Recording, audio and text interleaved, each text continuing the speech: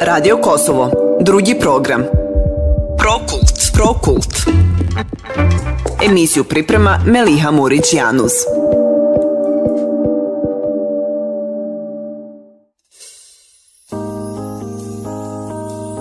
Dragi slušatelji, ovo su talasi Radija Kosova, 2 program na bosanskom jeziku. Nastavljamo dalje, slijedi naša redovna sedmična emisija Prokult. Večeras imam čast da ugostim jednog istaknutog borca za osnaživanje žena, osobu koja se već duži niz godina bori da podigne svijest žena u smislu da pokaže da žena može biti ekonomski nezavisna, da može podjednako donositi odluke i biti ravnopravna u društvu. Večeras sa nama gospođa Sanija Murati iz Prištine. Dobro nam došla. Dobro večer, hvala na pozivu Meliha i lijep pozdrav svim slušalcima. Da krenemo od onoga što je najsvježije, a to je da ste zajedno sa ženama preduzetnicama iz regiona osnovale regionalnu organizaciju za osnaživanje žena sa sjedištem u Prištini. Pa recite nam konkretno o čemu se radi.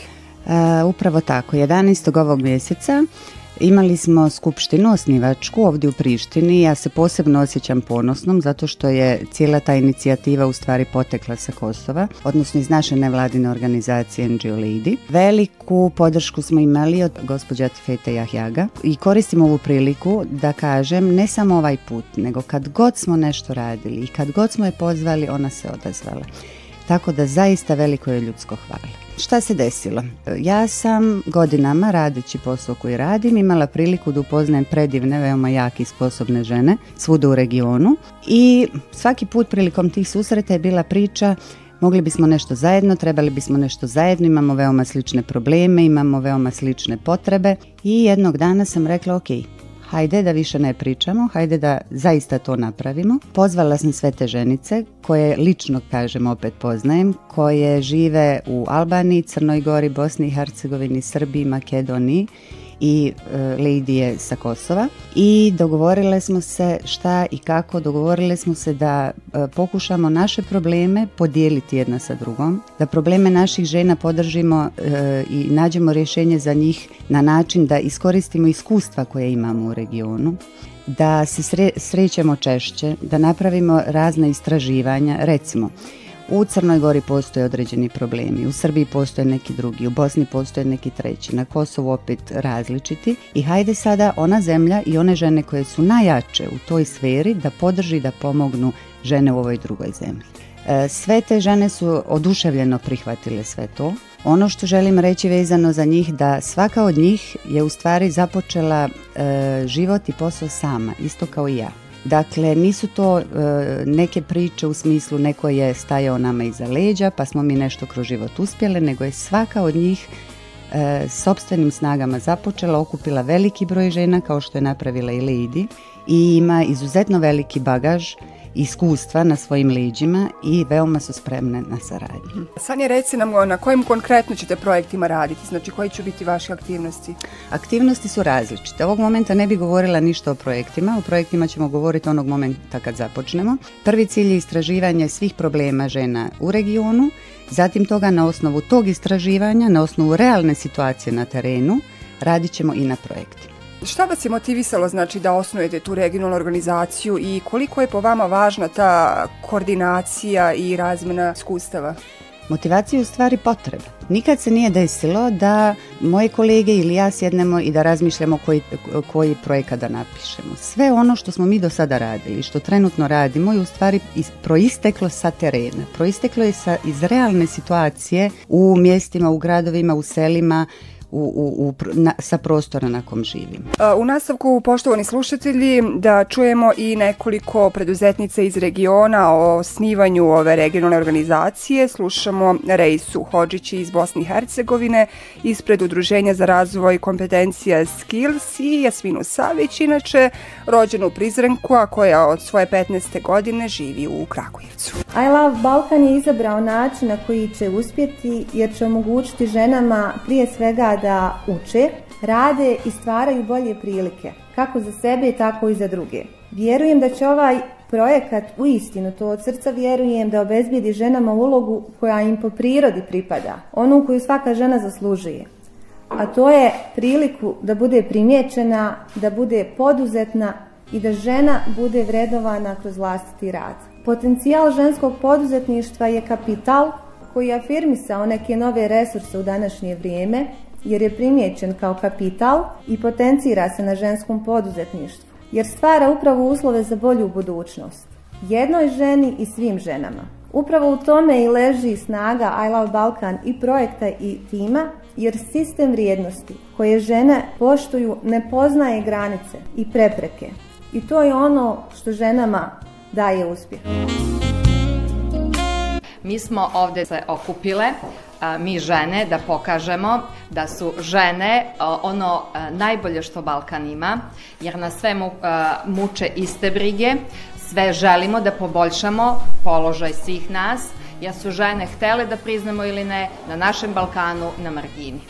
Na nama je da kroz zajedničke projekte poboljšamo položaj žena, da uradimo sve da naše ćerke, kako reče Sanija, jednog dana malo bolje žive nego što mi živimo. Bile su to Reisa i Jasmina, članice regionalne organizacije za osnaživanje žena. U nastavku idemo na jednu muzičku pauzu, a zatim se ponovo vraćamo u studio Radija Kosovo kako bismo nastavili razgovor sa Sanijom Murati.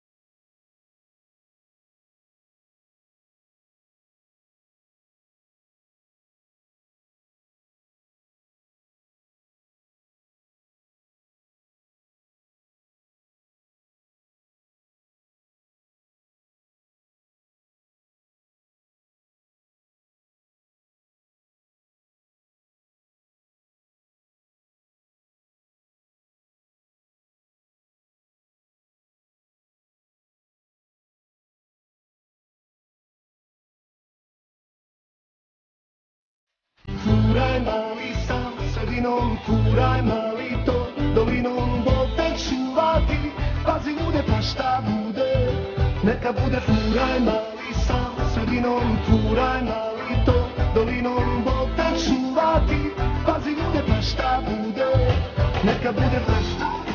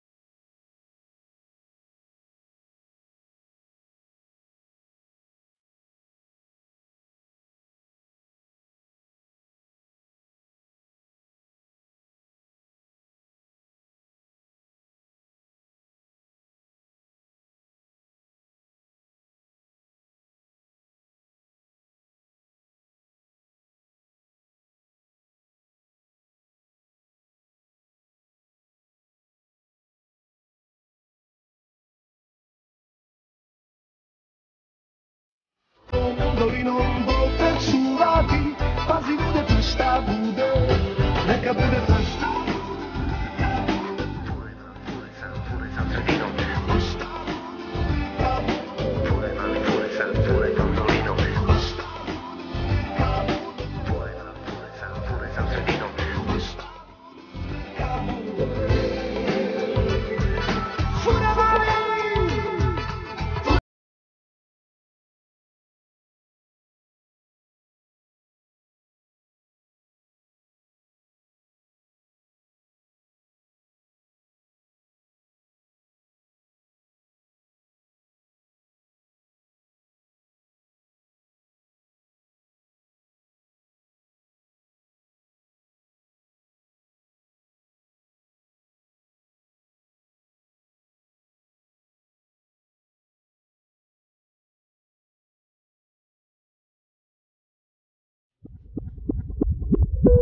Radio Kosovo, drugi program. Prokult. Emisiju priprema Meliha Murić-Januz. Dragi slušatelji, nastavljamo dalje sa našom emisijom Prokult. Da podsjetimo, večeras je sa nama Sanja Murati iz Prištine, a kao što smo istakli na početku, ona je predsjednica nevladine organizacije Lady, koja funkcioniše već duži vremenski period. Sanja, reci nam koliko članova broji organizacija Lady i na čemu trenutno radite? Lady je osnovana 2005. godine. Ima je već dugu istoriju za sobom. Ono što bih ja htjela pomenuti jeste da jedan projekat, veoma često me ljudi zaustave u gradu i pitaju jel vi proizvodite kolače? Ne, Lady ne proizvodi kolače. Radi se o jednom projektu koji je davno počeo i koji se završio sa veoma velikim uspjehom. Dakle, u vrijeme kada smo mi započinjali 2006. godine negdje otprilike, u Prištini su postojali samo slastičarne Lucija i Felini i danas, kao što vidite, na svakom ćošku, ne samo Prištine, nego cijelo Kosova, vi možete naći izvanredne kolače.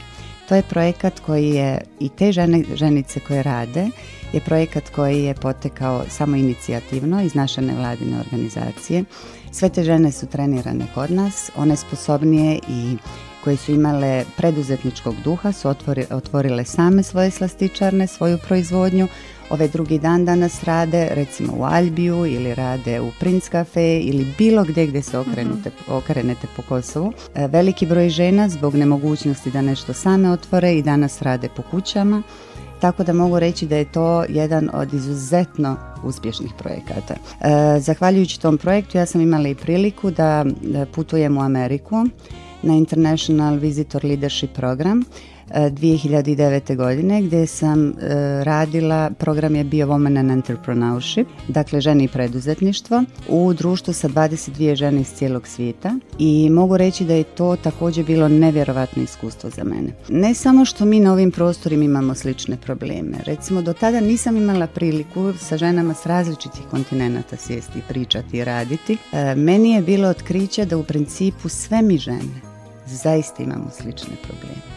Sve smo majke, sve smo tada pričale o edukaciji svoje djece, o prokletim ratovima koji su svuda, o strahovima, o ekonomskoj nesigurnosti.